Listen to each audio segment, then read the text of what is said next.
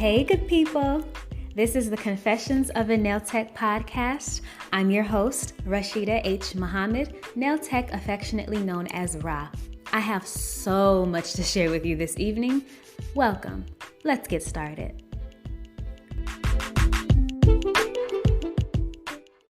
Hey, good people. Nails by Ra here. I hadn't realized I left you all on red for 3 months. We left off talking about why full sets are so expensive, and then I went ghost.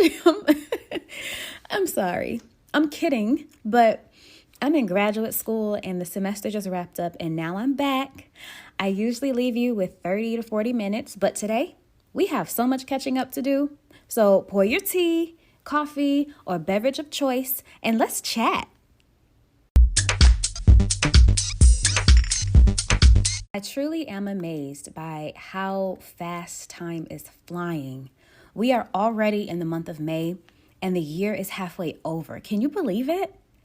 I know, I took too long during the break and I apologize, but I truly do appreciate everyone who has reached out to me while I buckle down with school. I thank you so much and I'm so thankful for my new listeners. Hey, welcome to the tribe. You may catch up with the conversation in season 1 where I introduce myself and touch on nail salon topics. But season 2, I'm intentional about season 2, and it is about growth and applying safety nets to your business. I know the pandemic hit some of us pretty hard, and we're either making a comeback, made a comeback, deciding whether or not to make a comeback, and or undecided, and that's okay. But my hope is that you leave this podcast encouraged and ready to take on the industry. Newbies, I hope you know that this business is extremely lucrative and shows no signs of slowing down because what once was considered a luxury is now worked into society as a necessity, depending on who you ask. The nail salon industry. Yeah, I'm talking about this, nail care.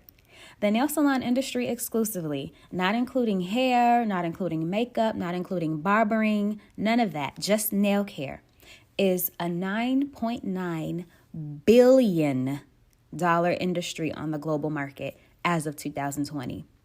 That's right. These are statistics directly from the Global Market Industry Research, and that was amid a pandemic and an increase from the 2019 statistic that I shared with you last year, which reported that the salon industry on a global market was worth $8.3 billion. Now, I don't know about you, but to me, that says nail care is pandemic proof. I will leave the link in this report in the description for this episode just so you can read it, but that was confirmation for me. That was confirmation that this business is only going to continue to grow because there are so many avenues to take advantage of when you're in the nail care industry.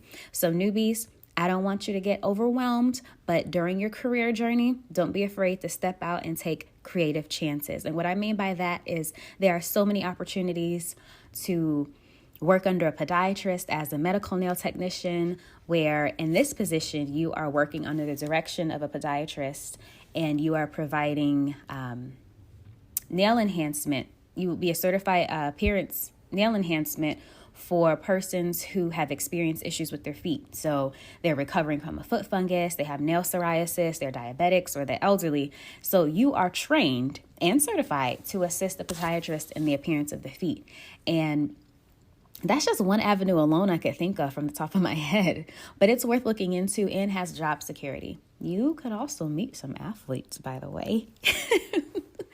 My advice, though, allow yourself time to explore because, again, this industry shows absolutely no signs of slowing down. It's all a part of the journey. Speaking of the journey, I'll share mine because I think I've given small snippets along the way in each episode. But I never fully give a description from start to finish. I always break it up. There's a topic and I talk about something that's relative to me. But if you've been with me since last year, then you've already heard the stories about how I started and why I started, which, now that I think of it, I'm going to turn that into a vlog on my YouTube channel. Nails by Ra is one more subscriber away from getting a personalized link, and that is so important because I like to streamline all my social media. So I'm not a huge fan of, minus Confessions of a Nail Tech because that's how it all started, but Nails by Ra, the brand itself, I like that to be across all social media so I'm searchable. And that's important when you're doing your search optimization. You want the same thing across all social media so that if you search for me, Nails by Ra will pop up and not some random anything. So that's important. And I'm excited about that. I'm tempted to start video podcasting. I can't remember the term that they call it, vodcasting. I think that's what it is. I think that's what it is. But I saw Young Nails doing it, and I thought, wow, this would be pretty awesome for you all to be able to put a face to the brand. Unless you already follow me on Instagram, I sometimes show my face, but that might be next. I'll still post it here on Anchor, but I also wanted the background for when I record my YouTube channel, So doing a little bit of cross branding. I think this might be another project to take on for me, but I'm excited. Now that school is over, I can get back to updating and posting more content for you all. I'm also Team iPhone now. So I'm learning how to navigate Apple products because I was a Droid user for so long. And I recently did a full set of nails, and I used the time-lapse function on my iPhone, and I was amazed because that hour and 45 minutes, from start to finish, taking off my old set, putting on a new set, shaping, changing the shape, that was an hour and 45 minutes, but the time-lapse function shrunk it to 27 seconds, and I was so shocked. I'm looking at the video like, oh, wow. So I have it on my Instagram at Nails by Ra, and I felt like a kid in a candy store playing with the iPhone video functions. And listen, this is all new for me. So if you guys are Apple users and have some tips or tricks, please school me. I need some new video and some good video content. Okay, look at me. I'm talking your ear off. But let's take a quick break, pay some bills, and I'll be right back with you. I know this is the break right now, but I need you to do me a favor. Follow me on social media right now at Nails by Ra. That's Ra, R-A-H, on Instagram, Facebook, and Twitter. Also be sure to subscribe to my YouTube channel, Nails by Ra. That's R-A-H. Also, if you have any questions, please email me with any nail tech related questions at nailsbyra@gmail.com.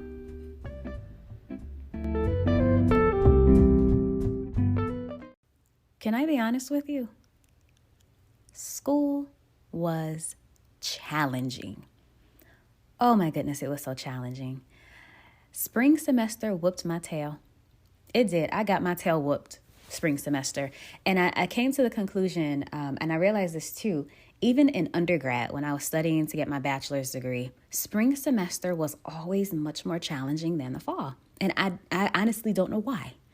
But it is rewarding because I finished my first complete year of graduate school. Yay! So if you are just tuning in, I am still a licensed nail technician in the states of Georgia and New York, but I am also pursuing my master's degree in business administration at the Clark Atlanta University. I am class of 2022. Oh my gosh, that's next year. That is just next year. I can't believe it. I talked about it when I first started. This year has really gone by so fast. But I'm active on social media and I try to be. And do you remember those, can't think of it right now, the reminders, the memories that pop up on your timeline? I know Instagram is starting to do it with their stories, but Facebook has done it for a while where they'll show you what this day was 2 years or 4 years or whatever. And it shows you just how much weight you lost and how skinny you were, or maybe that's just me, but I got a little fluffy. But a couple of things popped up in my timeline today. And I realized that this exact day, 2 years ago, I was planning my exit from the salon. Well, my exit as an employee from the salon. I talk about it at length in season 1, but here's the long and short of it. I moved to Atlanta in 2018. I came here with $3,500, no savings, 2 credit cards with about $1,250 each. So I relocated with $6,000, where $3,500 of it was liquid cash and the rest was credit. I didn't have any furniture. My first week here, I slept on the floor and I started to plan. Now, it's amazing that I look back on these things and I'm amazed. I'm proud of my journey. I own my journey. I'm not ashamed to share that about myself. And these are things that my parents still don't know. When I moved down here, they were terrified. And I came down here because I wanted to be an actress, but that flopped and I changed directions, and that's okay. That's all part of my journey. When I first moved here, I was a substitute teacher. So yes, I was still sleeping on the floor, but getting up to go to work like nothing was wrong. And I realized I still have a skill. I'm also a licensed nail technician. So I looked for a job working in a salon. And to this day, I am very thankful, but there are some things that I wish I could change about that. So when I first got here, I'm a substitute teacher, I'm a nail technician, I'm a host, I'm a model. I was doing a little bit of everything to pay bills when I first got here. And now that I look back on the move, I realized how necessary it was, because I learned what I was made of, and I learned how to woman up and take care of responsibilities. I come from a very close-knit family, and very seldom did I struggle when I was home. And if I did, it was all self-inflicted. My father would drop anything and everything to help me. My brother would drop anything and anything to help me. My parent, my mother, my father, my sister, everyone would drop anything to help me. And then I got here, it was very, very different. I had to budget correctly. I had to take care of myself correctly. Just so much happened when I relocated and made myself uncomfortable to now appreciate what I have now. And I'm still not finished, but I am at the point in my journey where I can share and be confident and own what I have gone through in order to be successful. And again, this move made me realize what I was made of. So I was in the salon from 2018. It felt like a longer time. So no, I was only in the salon for about a year. No. Okay. So yes, it was a year and a half, because I started March 2018 and I didn't leave until November of 2019. And there were things I realized I wanted to learn more about conducting business that I felt that I couldn't ask the owner of the salon. And I'm observant. I learn by observation, and I observed so much that I wanted to use when I opened my salon, and things that I knew I would change once I became a salon owner. This had been a dream of mine since I was a child. I used to play nail salon with my friends and have cute little setups like I'd see my mom, sisters, and aunts do. And I really would paint my friends' nails and design them. And I was at 6. This was 6 years old. So I knew very early in life that I was enterprising. I was an educator. I was a leader. Am a leader. So now that I'm in the position to be enterprising, educate, and lead, here we are. Those flashbacks of my journey are motivational. They are reminders that I have made progress, but that I am also still a work in progress. And I say this because to whomever is listening, I want you to own your journey. Own your journey. It may not look like mine or anybody else's, but this is what makes your journey important. It's very personal, your journey. Your journey is designed by you for you. And there will be times when you sink, and there will be times when you swim.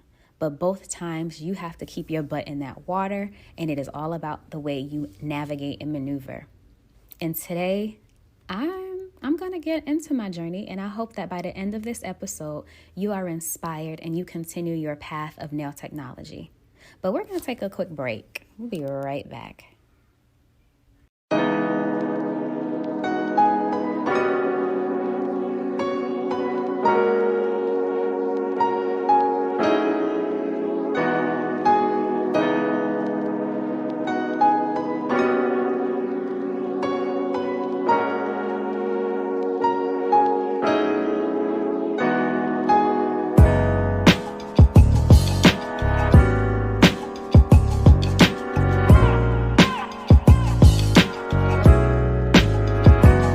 I'm in the spirit of reflection.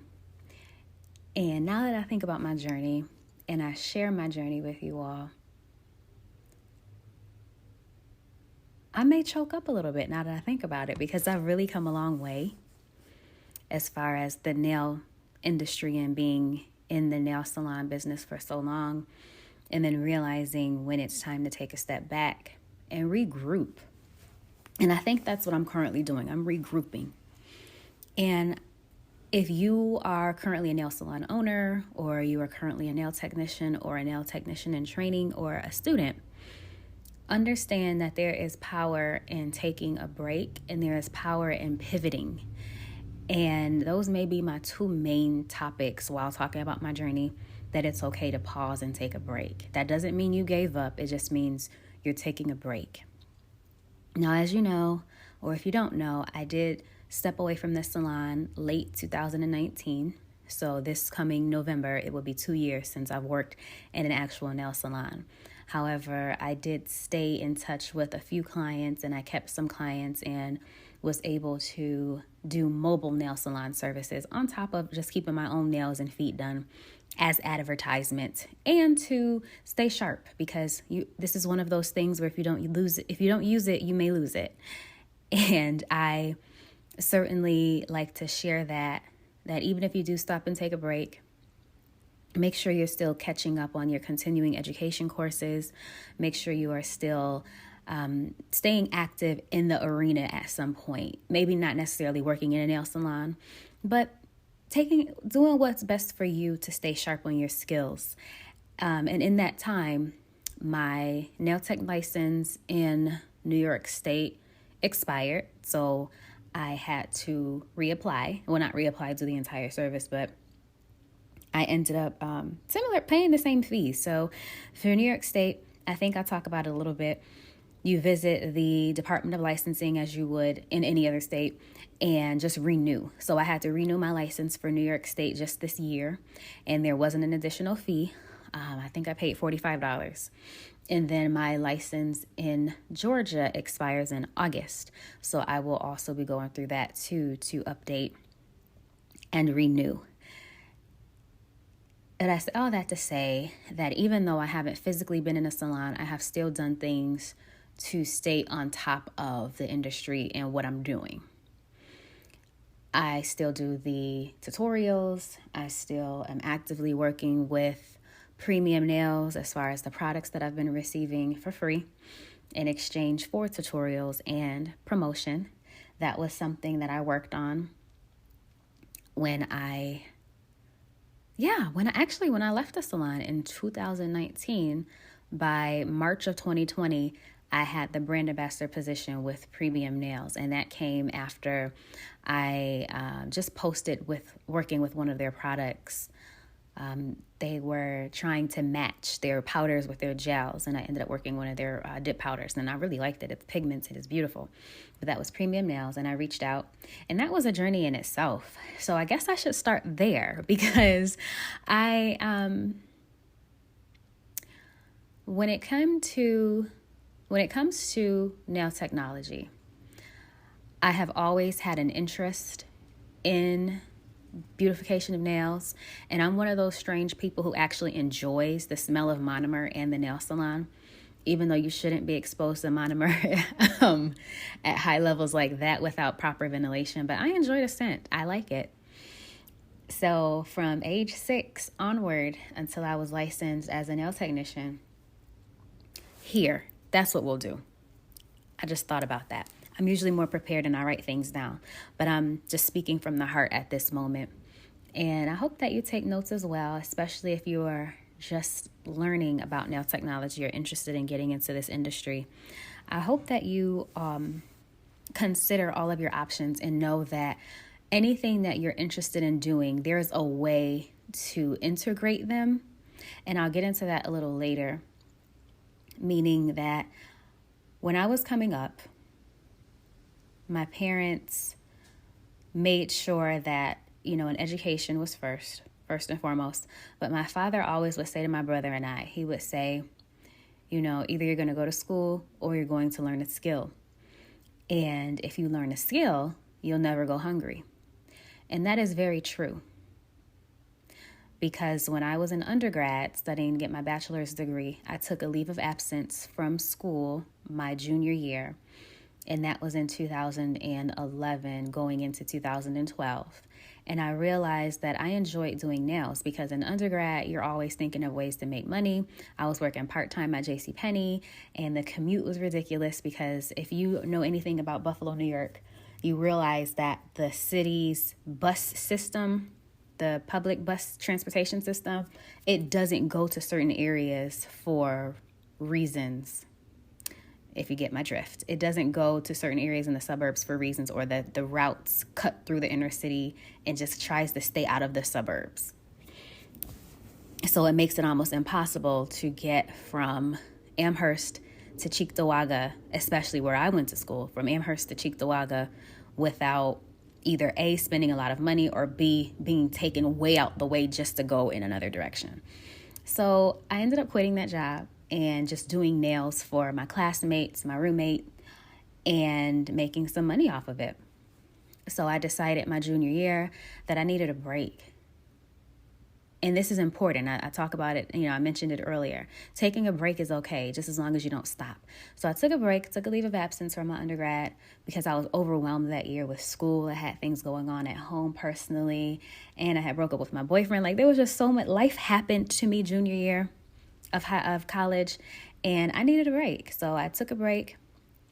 I applied to Airy One BOCES, and that's a school in Buffalo, New York, or Cheektowaga, New York, that is a trade school. And I took the nail technology or nail specialty program, as they call it in New York State. And I went through 12 weeks of nail salon training and learning terminology and preparing to take the state board exam at the end of the year. Now, this has always been my gripe with nail technology schooling. And honestly, I've heard it across other professions and disciplines as well, that when you are going to school, the instructions and the lessons are designed to help you pass your state board.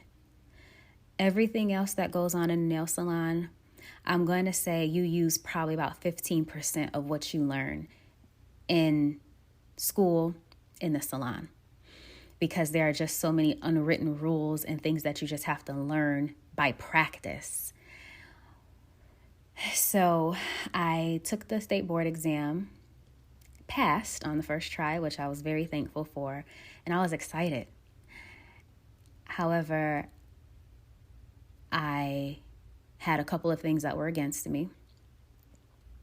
In Buffalo, we are still, we've gotten better, but Buffalo, New York was still a super segregated city, meaning that there were certain areas where there were only black people, certain areas there were only white people, and that area in between where you're mixture. Luckily, I lived in that area in between where there was a mixture, but the city is still very territorial, and you just won't see other people in places that they usually aren't.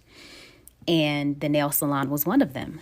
Buffalo doesn't have many, if any, salons that are owned by a population other than the Asian population. And that's just true. I'm speaking fact. I'm not trying to push any agenda, but that's just the fact. When I was licensed in 2012, that was the case. There were very few salons that were not family owned or family run. So when I would go into the salons looking for a job, you can only imagine how many salons accepted me with open arms. And so there was one time I got, I felt defeated. I didn't know if I should continue to do this, if I wasted $12,000 or $1,200 of my money getting a certification. So in the meantime, I enrolled back into school. So I got my bachelor's degree. I finished out in school. And in that time, I was lucky enough to meet with a woman who was opening a nail salon, or had opened a nail salon maybe a couple months before I reached out to her. And it was an Asian-owned salon and Black-owned salon. So these are things that once you put the kind of energy and the drive out into the universe will respond. So if you put it out there that this is what you want, the universe is going to respond and give that to you. And I was at the time where I really wanted to get into the salon. I had already done mobile nail salon as an entrepreneur. And I knew that I wanted, more money and more clientele, better reach. So my first job in a nail salon was for a salon called The Nailery. And that experience was, what word would I describe? That experience was, I don't know what to call it. It's not that it was a bad experience. It was certainly good because I cut my teeth in a fast-paced, busy salon. I did. And my clientele grew within 2 months. One of the things that the owner, Tia, said to me was, if you do a good job, people are going to F with you. And I think I mentioned this before in season 1, but I held that advice near and dear to my heart because she was very sweet and about her business. And I appreciated that in a business owner. Like, I've never had issues with her at all. And I looking back on it, I probably should have stayed at that salon a little longer because I think I would have learned more from her because she had been in the industry for 15 years before she opened her own salon. And I just thought that was so amazing to see a young woman. Now that I think about it, Tia had to be late 20s. Late 20s. And I think of, in retrospect, I'm like, wow, I'm almost 30. And these are some things that I definitely could have been on track for. But all things happen for a reason, and I am right where I'm supposed to be. So that experience was beautiful. That's what we'll say. It was beautiful because, there were some things that happened that were not so fun and things that happened that were teachable moments. One that stuck out the most to me at my time at my first salon was when I first came on as a nail technician. And when you first start, you do want to do things as you were trained. So you have your station set up per the state board guidelines, and you have your gloves and you have your trash receptacle and you have all these things set up. And then you realize half those things you don't really use. You don't use them.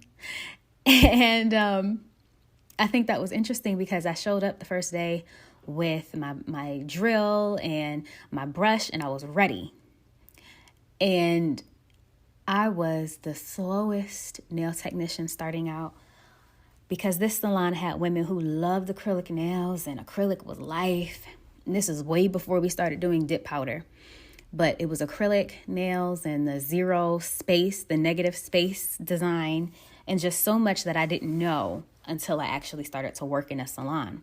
So my newbies, if you made it this far in the podcast, understand that yes, nail tech school is beautiful, it's wonderful, it's fun, but you also have to go out and get that actual salon experience. Now, I'm not saying that all salon experiences are going to be how mine were, but I'm just sharing my story from start to finish about the kind of salons that I have worked in. And honey, that first salon was so fast paced and it was busy. It was great for my pockets because I was 19 or 20 making $35,000 a year. That's a lot of money for a 19-year-old. Okay. And no. I'm sorry. I take that back. 22. Was I working in a nail salon? My goodness. Now my timeline is all jacked up now. So 22, turning 23. And I was making $35,000 a year just as a nail technician. And I don't mean to say just as a nail technician as if, it's lesser than skill. But I'm saying that because I also had a degree. And I was making $35,000 before I had the degree. So after I had the degree, I'm like, all right, this is great money. And that's about where I'm supposed to be with a college degree. So, it's great. And then I don't know what made me leave the salon. I did a pivot because I started to crumble under the pressure of what people were saying about me having a college degree, but working in a nail salon. And I thought, well, my pockets say that this is lucrative. I was able to save money. I bought a car. I did some great things with that money. I paid back my father for helping me get through nail tech school, and I paid him back for the drill. He helped me get started, so I paid him back with interest. And for me, that was really good money. And I was living at home, so my expenses were relatively low. So that was always something that I held near and dear to me, because that was probably the first of many times where I either crumbled, and I crumbled under the pressure of what other people thought and said. And I'm here to tell you, none of that mess matters. You know what? I feel comfortable, and hopefully you've had a refill on your drink or whatever thing that you're doing right now of choice. So none of that shit matters. I know I rarely swear on here, but I say that near and dear because that was something that being young, I cared too much about what people were saying. Not what they were thinking, but what they were saying. And my parents were, my father was one. He would ask me what my plan was. He was always interested, and I'm saying it like he's not here. My father's still with us, but he'd always ask me what my plan was. What's my plan? And that was something that Dr. Thurman, when I took my leave of absence from school, asked me what my plan was during my break. What's your plan? What's the plan? What's the plan? And I'll be honest, I didn't have a plan at first. I didn't have a plan. I was so happy and so in my element doing nails, and my skills increased and my clientele grew, and these people followed me when I left the salon, that I was very happy. That was my element. I was working, doing something that I loved. I was making really good money. I was meeting new people. You meet a lot of people in the salon. A lot of these people are people who want to be pampered, and sometimes you have to be their therapist. You're listening. I've had women I just met, sit in my salon chair and cry. And all they needed was somebody to talk to. What we do is a ministry. And that was so important to me. So that was my first salon. And after I left that salon, I started my own business. I started Pinky Promise. And Pinky Promise was a mobile nail salon located in Buffalo, New York, where I offered mobile nail services. Now, with Pinky Promise, that was my baby, because remember when I said you are going to learn how to integrate your skills, and you're going to learn how to make sure that what you're doing coincides with what you've done? So with Pinky Promise, that came about from a couple of different sources. My sister, Nichelle, who is an entrepreneur herself, I used to work at a hotel.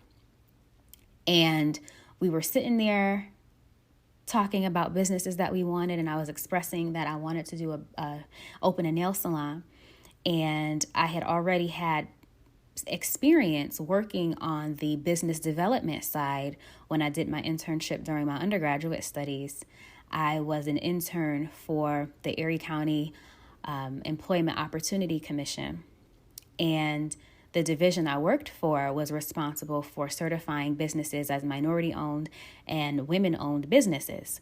And I was able to see the back work of it. I was able to work with the Small Business Administration in Buffalo, New York, and I was able to see what steps were in order to create a business, start a business plan, and register your business to get your EIN number and just everything. So I was excited about it because, hey, I had this idea, I had the experience. Let's put some work behind this. Let's put this, make this thing work. And so I did. So the business was Pinky Promise. And honestly, when I left a salon, I was out of work. So circumstance birthed Pinky Promise, my mobile nail salon. And that salon, my mobile nail salon, carried me until I landed another job the following April. So I was out of work for maybe a year. Yeah, I was out of work for about a year, and I worked for myself for that year. All of it was under the table before I incorporated the business and made it a viable business. But yeah, for a year, I worked for myself. And I took inventory because these were skills that I developed while working in an actual salon, and I applied them to myself. And I think that is so important along the way. Make sure that you are learning and applying what you're doing to yourself. I just think sometimes those things are missed when we get into our fits over what it is that we should be doing or what it is that we have done. And you have to focus on the things that you have done. and see what kind of skills are transferable. And that's something I'm learning now. I've had quite a few jobs. I've had, if I literally did a resume, an honest resume of the jobs that I've had, I've worked a little bit of everywhere, but each experience, I took something away from it and applied it to nail technology. So during that, after the first salon and I started my business for Pinky Promise, I started to work quite a few different jobs, but I was still doing nails. I'd done parties. I worked, I did hospice visits. I've done hospital visits. I've done visits for the elderly and also visits for mom. I did nails for Mother's Day, where I would come to the home and do nails and pedicures. And it was just a really rewarding experience. I touched so many lives, and that was important to me because it does make a difference. I mentioned earlier that what we do is a ministry, and it is. Because a lot of the people who took advantage of the fact that I was a mobile nail technician loved the idea that I came to them to provide services. Because sometimes you don't want to sit in a salon. And I took that into consideration too. Sometimes you don't want to sit in a salon. And then depending on where you are, it may be uncomfortable for you. And what I did was I brought the salon to you. I still bring the salon to you. So keep this in mind, that a lot of the things that I'm saying are things that I'm currently doing as well. So although the business is no longer Pinky Promise, it's formerly Pinky Promise, now it's Nails by Ra, and I still am mobile. I started this, 7 years ago. So these are all things that I've held on to and just skills that I've acquired over the years. And again, I say all this to say, everything that you do, incorporate it, integrate it. Make sure that you are learning and applying it every time. So once Pinky Promise, I realized that, I probably should get a brick and mortar, get a building. I got scared. And let me tell you something about fear. Fear can be mind-numbing because I got overwhelmed with looking at my overhead costs. I was afraid of the failure that may happen. I was afraid of being one of the first Black brick and mortar nail salons in Buffalo. And I was just afraid of the things that I had seen in the industry up until that point for a business owner. And so I paused. I paused, and I took a complete break from nails. I still did like my sorority sisters' nails for a while and their daughters' nails for a while, and even did the pedicures and such for a while, but they weren't things that I advertised openly. They were things where if you knew me or you were a previous client of mine and you asked me, I would do it, but I was not advertising that I was a mobile nail I was a mobile nail salon. So I paused. And during that break, I went on to work for a nonprofit organization. And that opportunity led me to doing mobile salon services for a woman who I've grown to, who is like family to me now. But that led me an opportunity to work on a woman who had suffered from a terrible accident that left her paralyzed from the waist down. But that didn't stop her from wanting to continue to keep herself up. So shout out to that woman because her story was amazing. But I would come to the hospital when she was still in the hospital. I would come there and do her nails. And then once she was able to come home, I would come over and give her a pedicure and do her nails. So these are things that I really hold near and dear to me along the way. And I really do hope I'm inspiring you and I'm not talking your ear off too much. But I'm just really sitting here reflecting as I share my story about some of the great things that I have been able to do. And it may seem small to you, but it is huge to me because we don't think about those experiences along the way that might not be as significant as graduating or opening a business, an actual brick and mortar business. But I look at the smaller things that happened in my life, being able to go and make sure that a woman who was in hospice care, she knew her time was about to expire, and she wanted her nails done. And she said exactly what she wanted for her days, her last days. And after I did her nails, they were beautiful, and you should have seen her. She was still telling me what she wanted, and she said, all right, you do your thing. You do what you need to do. And toward the end, it was bittersweet because I knew that would be the last time I did her nails. And she was so thankful. The family was so thankful, and they were around her. It was just a lot of love, but it was it was a different experience for me because we don't think about what our clients are going through. I don't know if that's the right way to word that, but it's not something that dictates how we do business. It didn't. For example, I don't sit there and market that I am a hospice care nail technician. I don't advertise that because I'm a nail technician. So no matter what stage of life you're in, I'll come and do your nails. So I don't think I gave as much recognition for that as I gave, not get, but not as much as I gave much recognition for that as I probably should have.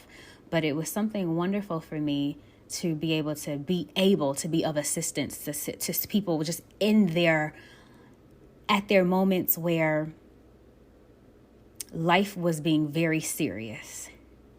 So this woman was at the end of her life, and this other woman, her life was altered, meaning that her standard of living had been altered. But to still want to be beautiful and still want those pampering services meant the world to me. And the fact that they trusted me to do that really meant the world to me. And I think about it now that we really are in a business where we are supportive. We are healers. We're able to take our craft and make a difference in someone's life. Because when I tell you, just now I think about them now, it's just, wow, I did that. I did that. So make your journey and own your journey. I have no problem sharing anything that I've done and anything that I've gone through during this journey. I'm getting all teary-eyed over here because you really never know what your client is going through. And I'm reflecting, so you never know. And it means a lot that I was able to be of assistance. So, talked about my first nail salon. I talked about my first business, which was Pinky Promise. And after graduating and working for the nonprofit organization, and then working for another nonprofit organization, which actually I did end up working for hospice, but not in the arena of nail technology. Not in the arena of nail technology. I ended up relocating to Atlanta shortly after working for hospice. And I came down here to be an actress. I did. I came down here because while I was in Buffalo, my hand was in so many pots, and I was an actress here in Buffalo. I had worked on stage plays, and I was in theater community, and I had done film. When I relocated to Atlanta, I had originally came down here for a film festival. And the energy of Atlanta was where I was at the time, meaning that people here were doers and movers. And it was one thing to just say that you were going to do something, but here in Atlanta, people did what they were going to say, did exactly what they said they were going to do. And I appreciated that because sometimes you need that extra push and that encouragement. So I relocated here to Atlanta. I quit my job working for hospice. I emptied out my 401k. So that $3,500 was from my 401k. I emptied it out because I just knew I was going to come down here and be an actress. I felt it. I got bit by the bug to come down here and share my talent. So I drove 13 and a half hours in snow ahead of a blizzard from Buffalo, New York. Drove south through Pennsylvania, through Ohio, through Kentucky, through Tennessee, and then I got to Georgia. And you guys, I cried my little heart out, because by the time I finished through Ohio, because Ohio is a super long state. If you look at Ohio on the map, I don't think it does it justice. But to drive through Ohio from Pennsylvania to get to the end of Ohio in Kentucky, that was probably the bulk of my trip. And when I got through Ohio, I cried, because I knew at that point it was too late to turn back. Sorry. I knew at that point it was too late to turn back. And I thought to myself, wow, Rashida, you really just left home. You really left everything. You left your family, you left your furniture, you left everything. It's just your car, your clothes, your laptop. And when I got to Kentucky, I cried. I pulled over and I cried. Sorry, I'm getting emotional.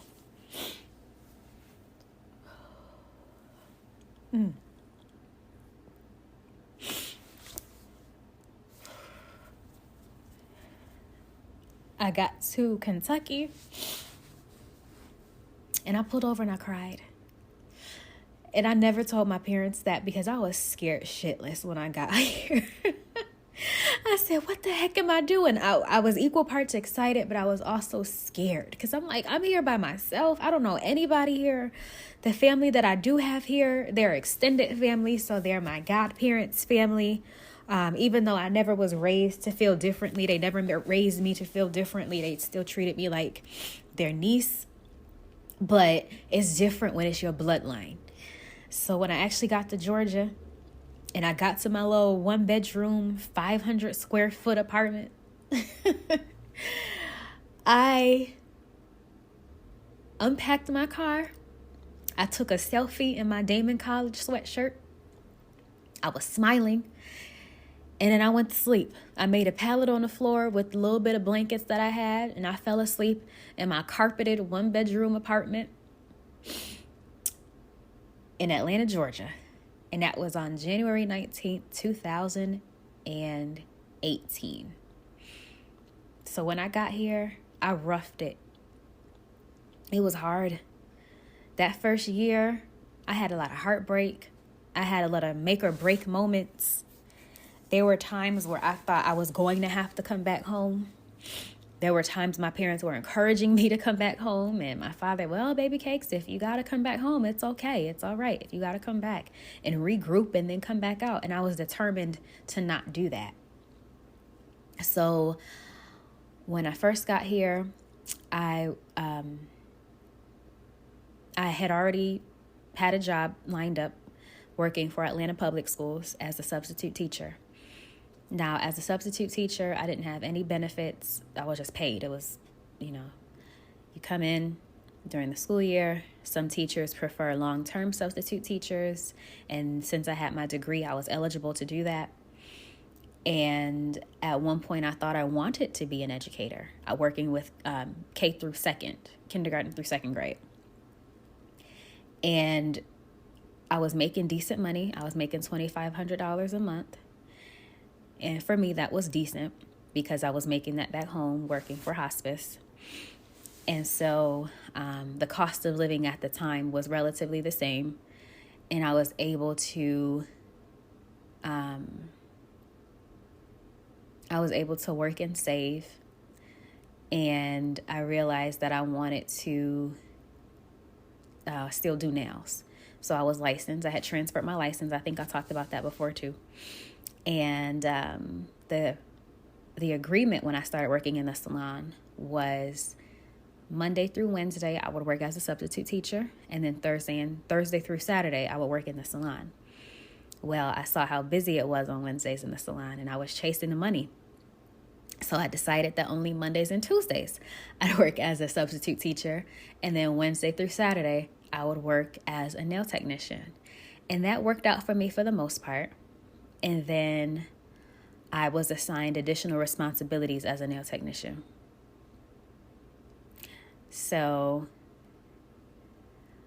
um, as a nail technician, I was the lead nail technician. And in my mind, as the lead nail technician, I thought, well, what if I can do this? But I felt like I should be making more money as a nail technician. And there was a whole fallout about that. And I think I talked a little bit too much right now. So we're going to take a quick break and then I'll be back. Before we get out of here, I have to do my shout outs because without you all, there is no me. There really is no Nails by Ra podcast or Confessions of a Nail Tech podcast. So I really thank you. So shout out to Nails by Sage at sages.nails. Shout out to Christy Shrimplin at Christy Shrimp on Instagram. These are all Instagram handles. Shout out to Aster Nails by Bridget, AE_nail studio. And last but certainly not least, Moi Canvas and Miss Gloria Sprager for sure. These women have checked on me during my break. They've given me words of encouragement while I finish the semester and well wishes during school. Now, I know we are virtual and I have never met you women in real life, but I truly do appreciate your words of encouragement and how you check on me throughout the semester and just throughout the podcast. It really means a lot. So thank you. And we're back. Thank you so much for rocking with me if you made it this late into the podcast. I told you I wanted to keep my promise by giving you an hour because I felt like we had to catch up. There was so much that had gone on. But before the break, I was talking about the fallout that occurred in the salon that I worked in when I first got here to Atlanta. Now, the salon owner, I will say this. Her business ethic is unmatched, and some of the salon patrons of the salon thought that we were co-owners or thought that I was the owner at one point because she had a philosophy where she didn't want to stand out as the owner unless absolutely necessary. So that let me know that I did have some leadership skills. That let me know that I do have the potential. I have it in me to be able to run a salon, run a business, eventually run a corporation. So when I was assigned that additional responsibility of being the lead nail technician or manager in training, as she said, there was an agreement that I would be paid an additional $75. And that didn't happen.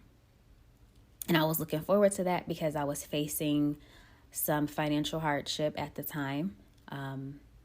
Things were not panning out as I thought they would. And I was facing an eviction because we had reached a slower point and we reached a slower season.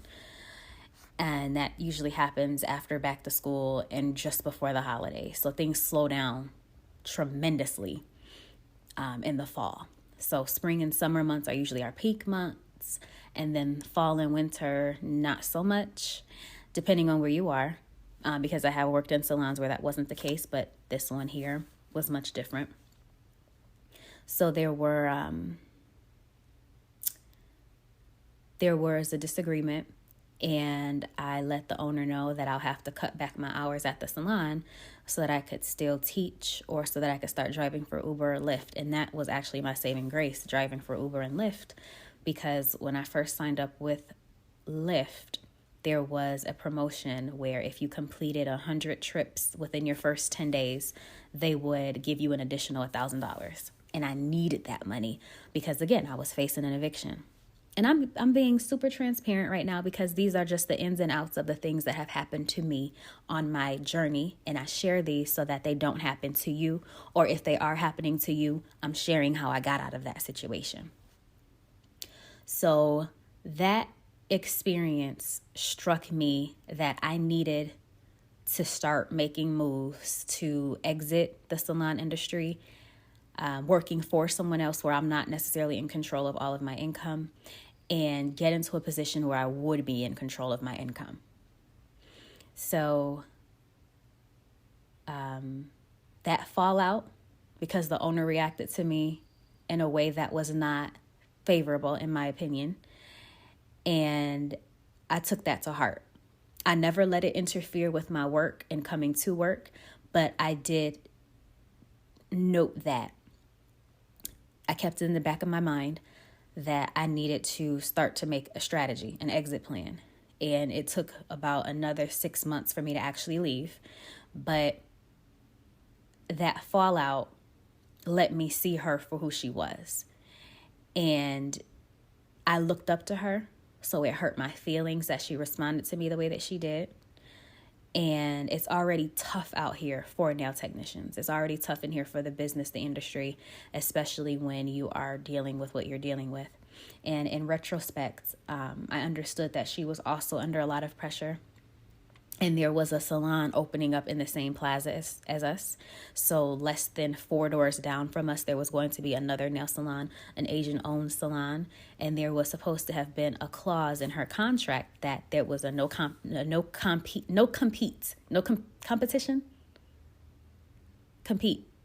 clause. Sorry, there it is. I couldn't think right now. So there was a no compete clause that was supposed to be in her contract, and she had her lawyers look over it, and that was not the case. It was only verbal.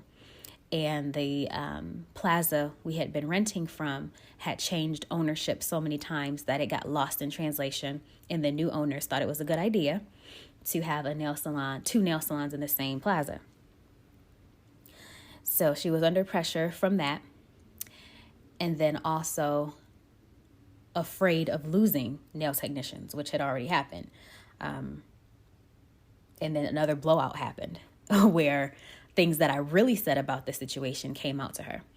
And so she and I had another sit down, and I expressed to her, I said, yes, I did. I was venting to the nail technicians about the lack of pay and the responsibility that I had, because I was coming into work early. I'm coming into work on my days off. I'm closing the shop, opening the shop, and I wasn't being compensated for that. And then again, I was facing an eviction. I was having my own financial hardship. So in that time, you have to think, it's either me or you. And from a business point, if the business is suffering and it's either keep the business afloat or keep employees, they're going to start firing people to cut down their expenses. So that was something I had to look at. And from that moment on, like I had the reflection from today, I took a picture of the day that I started writing my plan to get out. And I actually came across it before because I keep a binder of goals that I want to accomplish. And I came across it, and I just started crossing off all the goals that I had written down. And it felt good because I stuck to it. And I'm going to read it to you.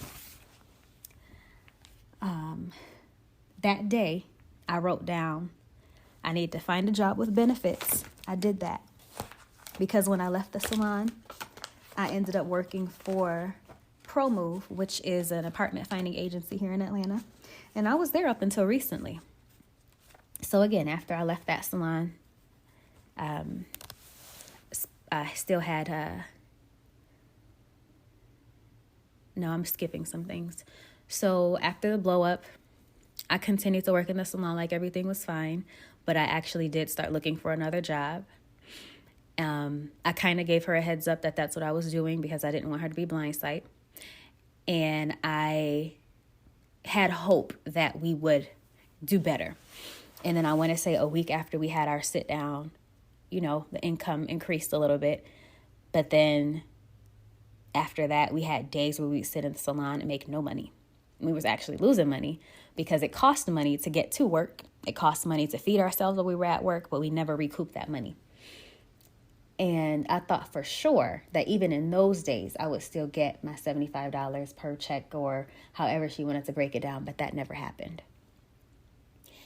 And so I was still looking for a job. I interviewed for other jobs. I was really so ready to get out of there. And then I got a $400 paycheck, another $400 paycheck. And at this time, rent is getting ready to become due. So I'm stressed. And this is around October. So I stayed around another slow season. And then I said, you know what? I'm not going through this again. And luckily, I had an interview with ProMove. I was offered the position and I accepted. So on that list that I had, I wrote, find a job with benefits. I found a job with benefits. I wrote down, started studying to take the GMAT. I did that. And luckily this year the GMAT was waived because of the issues with the pandemic. And then apply to grad school. I applied to grad school, and by June of 2020, I was accepted into the Clark Atlanta University. So that goes to tell you, write down your plans and crush your goals. So I did that. So now here we are currently. I continued to do nails. I kept a couple of clients from the salon who followed me. And I was trying to respect her policy by not taking clients, but you can't help that. If a client finds you and they like your work, they're going to stay with you. So I accepted them and I kept them. And just to show how loyal I was to her still, even after I had been done wrong, there were clients who were still reaching out to me who she'd worked on, and asked me to do their nails. And I said, well, I'm sorry. There's a policy that I'm uncomfortable working on her clients. And that's just professional policy. It's an unwritten rule in the beauty industry. You don't touch other people's clients. And that's just how I was raised and brought up. So luckily the client understood, and there's no bad blood. She was very cordial about it. But again, that's just the kind of people that you are. So salon owners also take into account who you should pour into as an employee, and employees take into account if your manager or salon owner pours into you, because that will birth a beautiful relationship, and you're a team once you come into the salon. You are a team, So I was still doing nails mobile, and in that time frame, I wrote to the IRS to change the name of the business for my EIN number. So Nails by Ra is a business. I have a tax ID number. We exist. And I came into business school. And my platform when I enrolled into business school was that I am a nail salon owner in training. And the goal is to open up a nail salon and open up a training academy that is attached to the nail salon, so that I am educating and training as well as putting into practice. And I know a lot of salons do that. A lot of schools do that. But the school is set up like a school. What I envision is an actual school separately, and then next door is the salon where I am accepting walk-ins and I am accepting actual, trained nail technicians who are working aside nail techs in training and students, because I realize the dynamic, it changes the expectation when a client comes into an academy to get things done, because they're aware that students are working on them. So the expectations are different. But my goal is to keep you trained and ready from the beginning. And I'm going to be tough. I'll be honest, because that's how it is. I was thrown to the wolves when I learned how to do nails. So my goal is to also do the same thing with my students. I want you in here. I want you working. And you have to have tough skin in this industry. So I really do want to have an encouraging environment. And if it goes too far where a customer, you know how customers can be. But the goal is to properly train and have you ready to go out into the world and work in a salon. Now, for me, when I mentioned statistics, I want to say that was something that the admissions committee was impressed with. And I was happy because after I was accepted and I went into the summer program to get us ready, we were meeting with the dean of students and the vice president. And the vice president said that's what she was looking for in the students who were going to enroll into graduate school for business. She was looking for entrepreneurs. And when I tell you everything works in favor, when you tell the universe what you want, the universe is going to respond. So you have to be ready. And here we are. Here we are. And that's my journey. And I own my journey. I'm proud of that journey. And I want you to own your journey, be proud of your journey. And I thank you for listening. And I hope that this encourages you to keep going, because this is just the beginning for me.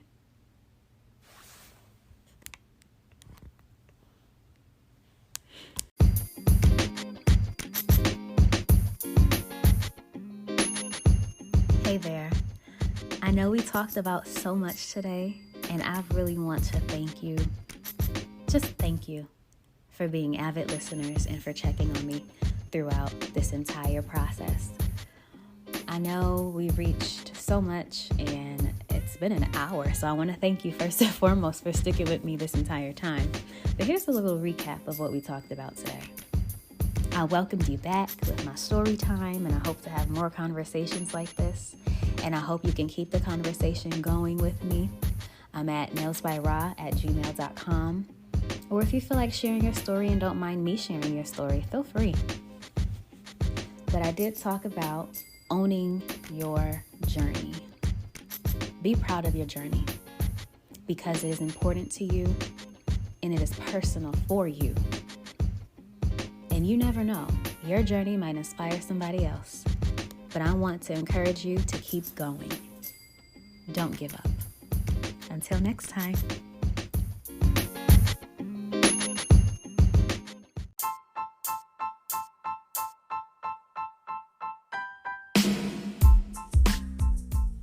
Thank you for tuning in to the Confessions of a Nail Tech podcast. I've been your host, Rashida H. Muhammad, Nail Tech affectionately known as Ra. Make sure you tune in next week, Tuesday, for our next episode. Looking forward to hearing from you. In the meantime, subscribe to the Confessions of a Nail Tech podcast, and make sure you stay in the loop by following me across the board on social media at Nails by Ra. Also visit me at www.nailsbyra.com. Until next time.